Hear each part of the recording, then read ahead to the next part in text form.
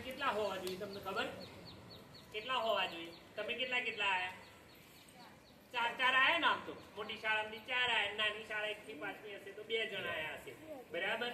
આમ તો એમણે 2 જ કૃતિ બનાવી હોત તો પણ ચાલતું હતું વડોદરા પ્રાથમિક શાળાએ, પણ એમના અઠવાડિયાથી મહેનત હું 2 વચ્ચે 1-2 વખત મુલાકાત શાળામાં લીધી તો બંને સાયન્સ ટીચર બેનશ્રી અને દીપકભાઈ સાથે અમારા ઉત્સાહી અજયભાઈ ખૂબ આમાં ઇનોવેટિવ હતા કે સાહેબ અમને બીજા કશામાં આવડત જોતરતા નહીં, અમારા સાયન્સ ફેરની ખૂબ તૈયારી ચાલી રહી છે.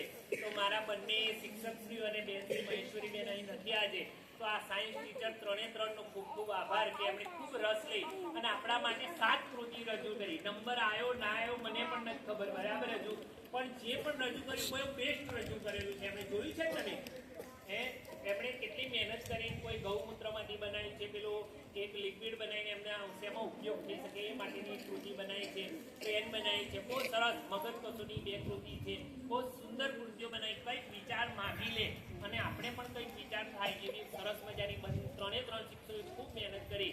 એમના આચાર્યશ્રીના માર્ગદર્શન હેઠળ ખૂબ સુંદર તૈયાર કરી છે. તો આ શિક્ષકોને અલગથી ખૂબ ખૂબ અભિનંદન. આવા ને આવા આપણી શાળાઓને આપણા ક્લસ્ટરમાં બધું ભાગ લેતા રહે.